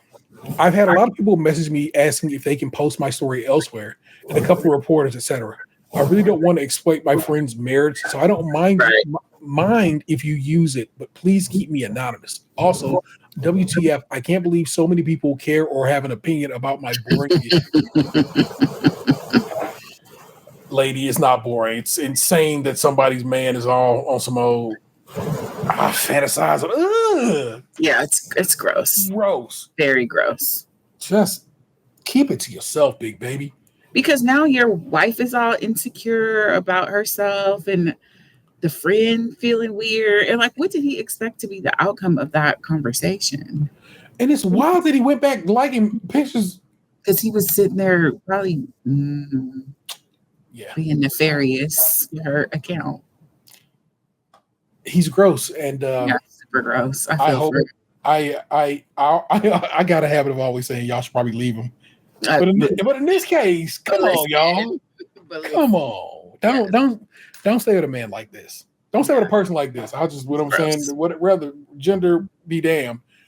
If they are behaving like this towards your friends and toward you, they're undeserving of your love. Agree. Yeah, gross. Fuck all that. I'm so upset. That was your MLS for the week. I hope you got down with it. They'll be in your show notes if you want to enjoy them. Worry not. And they're a little loose. Well, maybe I'll get back to at another time. Worry not as well. In the realm of entertainment, Nick, what are you watching, playing, reading, listening to? Yeah, I'm trying to spend a little bit less time on socials. TikTok is my drug of choice, but even that I'm only on like right before I go to bed. So I'm playing there's like a bingo game on my phone that also has solitaire and it pays you real money. So that's been fun. Like for real?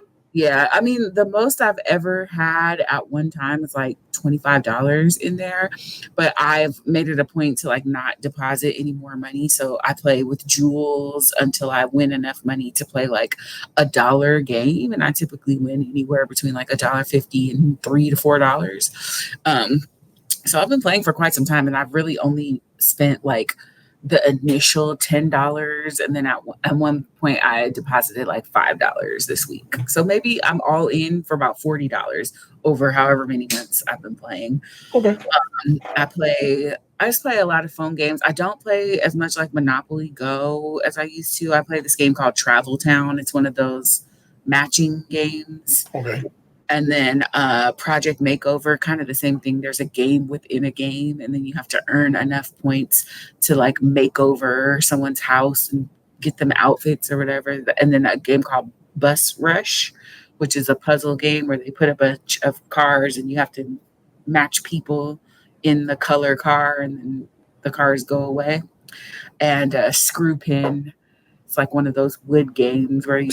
I want to get into those type of games. I'm always getting them advertised to me, but I want one to be an Apple Arcade version of it because I ain't trying to be nothing where I got to be waiting around for energy or whatever to refill or whatever. And so I kind of want those crew games look interesting, but I want one to show up on Apple Arcade because Apple Arcade is like ad free and so forth. Oh, okay. So I kind of like playing Apple Arcade games because they are less of that kind of nonsense. Yeah. Well, most of these are ad free. You only have to watch ads if you don't want to pay money for jewels and, whatever. And it's just nice to have I have TV on in the background, whatever. I got into Love Island along with everyone else this year. I probably will never watch again, but this season because it was all over my TikTok, I binged it for like 2 weeks to get caught up and then watched it live for the rest of the season. I have a hard time with those dating games because I feel like they always play in Black women's faces. So it was whatever. And then I finally caught up to the Gilded Age, and I'm completely obsessed. I listened to the official companion podcast because they do such a good job with like the history and putting it into context. And they always have either every episode will have like an actor or two and then somebody from creative. So it's been really fun to listen to. And because of that, I have now gone back and started Downton Abbey. So I'm in the middle of season 2 of Downton Abbey. I am also one of 5 people on earth who was enjoying And Just Like That. It's like the entire internet was like, this show is awful. People with large platforms were literally demanding the show be canceled. And I'm like, y'all don't see the irony in this because you sound like those people on the right, those conservative people who are demanding shows be taken off the air because they're too woke. Like, I have a PSA for people in 2025. If you don't like a show, you don't have to watch it. You can simply stop watching it. Instead of demanding it be better, we want new writers. We want you to get rid of the person who has created this show from its genesis 30 years ago because we don't like it anymore. And then the show didn't even get canceled. I think Michael Patrick King, as a big FU to everybody, was like, guess what? I'm ending the show. And so now the show's over in 2 episodes, and now we have nothing because people were, armchair quarterbacking the freaking show. It wasn't the most amazing thing on earth, but I was making a ritual of it my Thursday night, looking forward to a new And Just Like That, and now it's gone. Haters ruining the damn vibes. Yeah. I saw a clip of, I guess, I don't know these people, Miranda and her man yelling at their son because he got a girl pregnant. Mm-hmm. And I was like, yeah, that's wild. Miranda, Steve, and Steve. Yeah. Yeah, okay. Yeah. So I saw that clip. I was like, that's the thing that has happened a lot to me as of late on TikTok. They'll show me a clip of a show, and I'm like, what's this show? And sometimes it'll be in the notes, and sometimes it's not, and I have to go figure it out. But I also have figured it out from time to time and been like, okay. I mean, I'm about to go watch this episode of House that this is about. So right, yeah, so I can get the full story. Because it turns out one of them, Michael B. Jordan was on an episode of House some years ago, playing a blind. Oh, that's interesting. Yeah. I never watched House, but it's one of the procedurals that I feel like if I went back and watched it, I would enjoy it. Yeah, so I got down with that. I think I'm about to retire from Monopoly Go. And in fact, I think when the season of the stickers ends, you're done. Yeah, I have. It's gotten too gambly for me, and I'm like, I gotta chill. So have you? Yeah. So for me, I used to at least check in every day, but now I don't even do that. It'd be like days and days and days before I pop in. Nah, I'm like, I done gave y'all too much bread, and it'd be some bullshit. Well, it's good to know. We now know how she reacts to podcasting, and so which is crazy because I sit at this desk all day. It's different. It's different though. You holding one with somebody not her, right? And it's nighttime. She doesn't like screens either. So, my God. Oh my gosh. But yeah, like I said, I'm definitely about to retire from. So that's just what it is. Fantastic Four was fantastic to me. I very much enjoyed that movie. I'm excited to where the Marvel Universe goes next. Also, I was lightweight salty that they did not immediately link these worlds together because I was like, "Come on, man, don't leave me out there in the breeze." But I know that will come in due course. And in fact, if you have watched Thunderbolts, aka New Avengers, I did not watch the Thunderbolts. One good movie, but it also has it has an ending that basically takes care of that. What I wanted from Fantastic Four is you'll be good to watch that. Make sure you watch it post credit. I'm gonna keep fighting this fight. I got an internet associate who disagrees with me. I've had a couple people disagree with me on this one.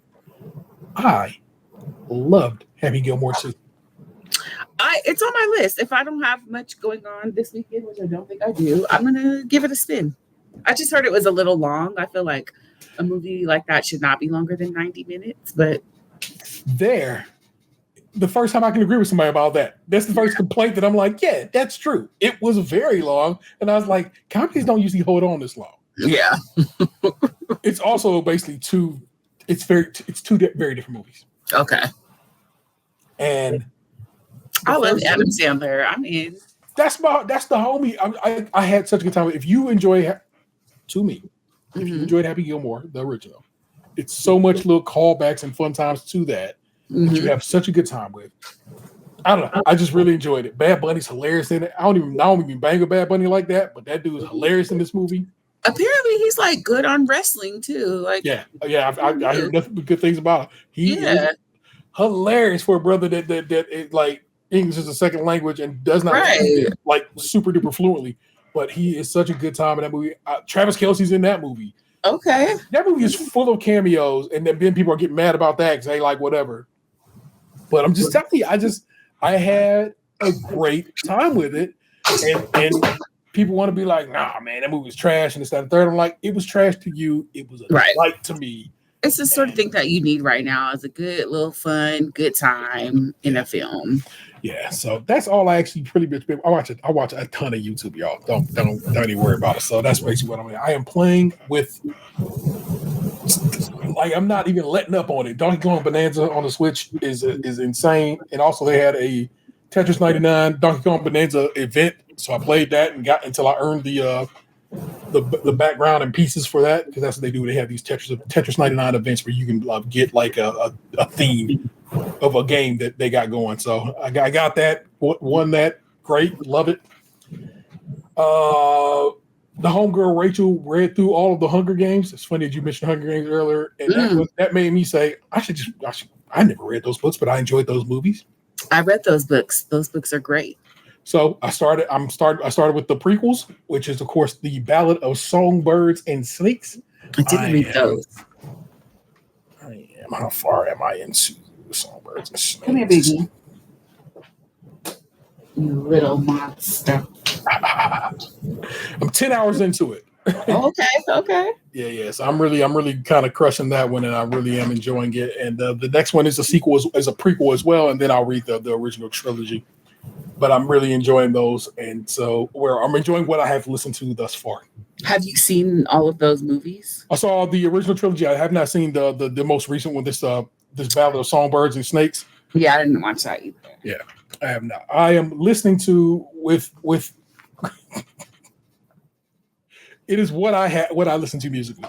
It is Let God Sort Them Out. It's Alfredo 2. It's Let God Sort Them Out. It's Alfredo 2. It is back and forth and back and forth. But let me reach over here to this pile of records. Now, some of y'all saw these already, but Nick ain't seen them. I think she'll. I haven't seen them. That is Tyler, the Creator's Don't Tap the Glass. That's the new one. Yeah. Awful. I love it on DSPs. If you listen to this on Spotify, Apple Music, whatever, the vinyl's not good. Vinyl's not good. The mix is bad. Not bad. The mix is different. And lots of samples are missing.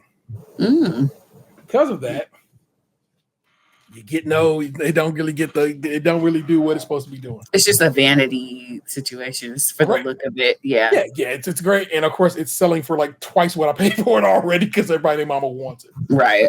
I know you'll appreciate this one.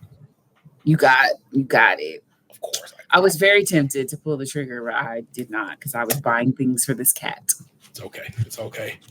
180 gram black vinyl. It sounds fantastic. Mm-hmm. It is missing Golden Girl, and it's missing your boy John Mayer's little guitar White interlude. I believe it's called White. Yeah. So unfortunately, you don't get that. That very same Let God Sort Them Out. This is the Verdi edition of it, so it's different than the actual regular show of art. And it just showed up today. It is good 3 weeks late. This one I really dig because it comes on this opaque white vinyl.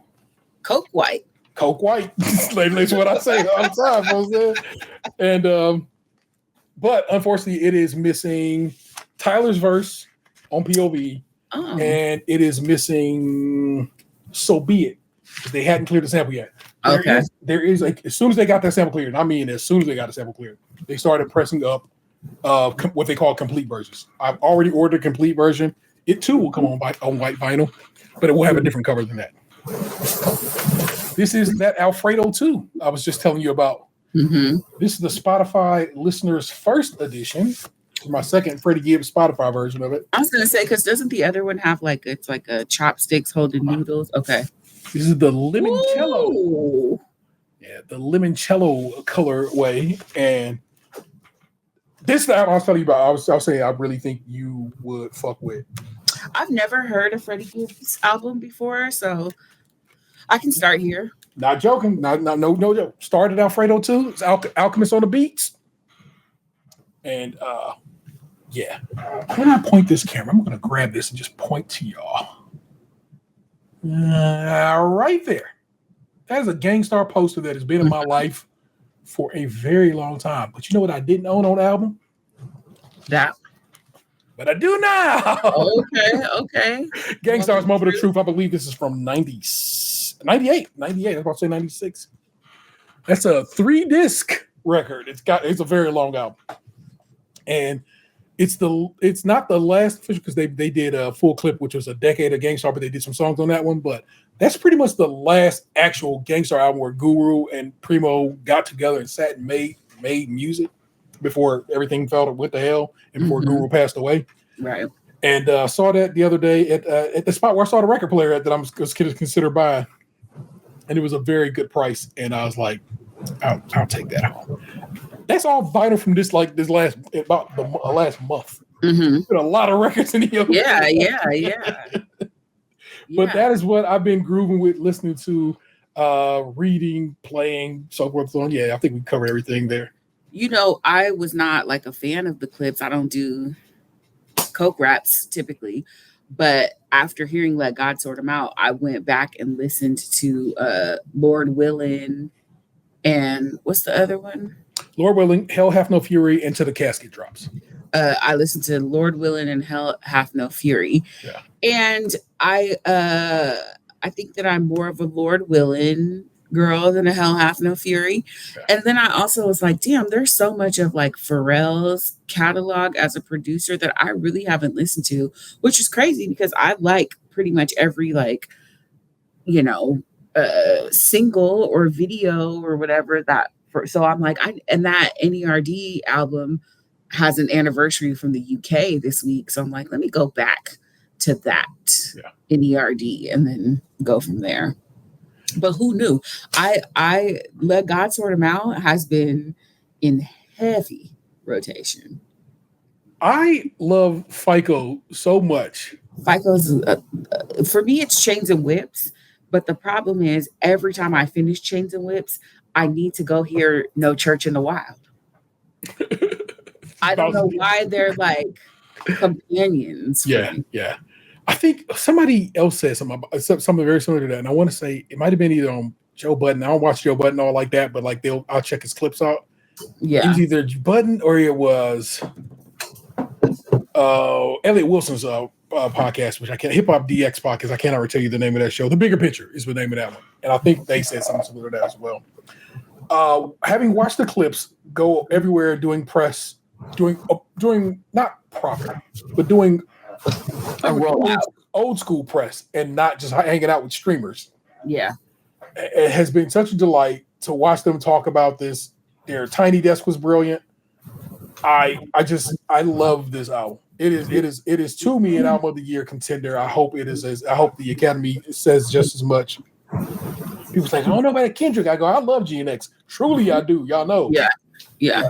It's something about this having Push and Malice back together is like, it doesn't have that significance for me, and I heavily prefer GNX to it because it's the thing about this type of music. Like the hook is just some dude talking, except for when it's John Legend or Pharrell. My love of Stove God Cooks on FICO. Stove God Cooks, if you get down with any of that Griselda shit, it's such a dope look. And see, I don't know none of that. That's all outside of my.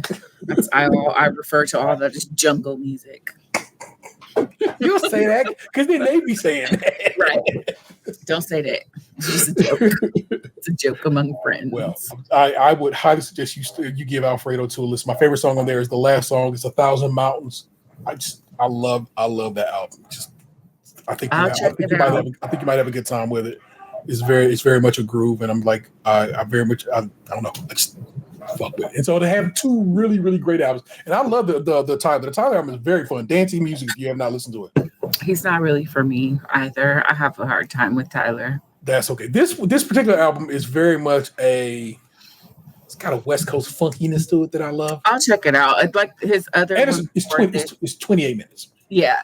His other one before this, I think I listened to it maybe 4 or 5 times, and I never wanted to like go back to it, but everybody loved it. And I was like, that's how I know that an artist isn't for me, when people are like completely in love with their project. That I was like, oh, it was okay. That Sticky was great for me. That was the standout track for me. But I have a thing, if I can't listen to an album in its entirety, I rarely will revisit it. Fair enough. This is good shit. Let's get through housekeeping, y'all. You know what it is? Maybe again pull this over here. I'm supposed to be looking this way. Now, of course, it's a Wednesday as we do this, but normally we do this every Thursday. It's usually when shows post as well, and we record normally around the 8:30ish time, like Eastern Standard Time. If you want to get down, you get down, and you can typically watch us over on join us in the chat over on Twitch and or YouTube. Make sure if you're on YouTube to comment. I'm saying comment and give me a little thumbs up. Okay, that's how we get to the algorithm. We're here trying to press and get more people on YouTube. I'm not trying to become the greatest YouTuber, but I just like more of y'all over there because I think we make a good product. Please rate, review, subscribe, and share the show wherever possible. That usually is just Spotify and Apple Podcasts. We'll get down. If you want to support the show financially, you got a few bucks to toss our way. Consider joining us over on Patreon. We're to the $5 tier, get extra content each month and early access to new shows. I have something on my phone right now I need to just put together for the patrons. We're trying a new pizza spot, and I was like, let me record this for the patrons. So I need to just put that together, edit it together, and then give it to you, the listeners. We have Scott merch over at tpublic.com/user/Krunchy and milk, all one word. Krunchy, of course, being spelled with a K. Go get a shirt. They're lovely. My kid just had one on earlier. Has it on earlier. You could that wasn't recorded, but there you go. They're wearing a State's Crunchy and Milk hoodie. That's how it gets down. Feel free to give us a call. 216-264-6311. That's 216-264-6311. We certainly love to hear from you. Our missing men are the 216's own Tatum, the 216's own Lunchbox 2099, the Right Reverend Lunchbox 2099. Puts respect on his name. He's going to officiate his sister's wedding here in a couple of weeks. He's very excited. And so he had got his ordaining from the what's called the Universal Church. So I'm like, respect it. And that is of course the homie Nicju host Krème Pâtissière. It's the Great British Bake Off podcast, and I hadn't had to say it in some months, and so like my whole was like, that ain't right. And we host that one together. It's a great show. Episodes available right now, video right now. Go check them out. Our most recent one was the most recent season of the Great American Baking Show, which is going through some transitions right now, and I'm excited to see where that ends up being next spring when it comes around. But the Great British Bake Off comes back in September. No shit to it. Comes back in September, so I'm excited to see what that has going forward when we come back and talk to you all about the Bake Off and how we lose with that. So get ready. We'll be back on the mic sooner than later. Nick, thank you for kicking it with us this week. Of course. Thank you for having me. Congratulations on becoming a cat mom. You see all that nice stuff I said about her? She's torn my entire house up. I will get you off mic so y'all can get some snuggle time in, and then she can apologize to you as she needs to, and maybe make you a biscuit or two to make you feel better. You know something. She has to make up for this behavior. Wildin'. Like you own one, cat. Right. Like, yo. I am the Internet Table 713. Don't make me push you into traffic. We'll do this again next time. Until then, peace. What happened to your ass? It used to be beautiful.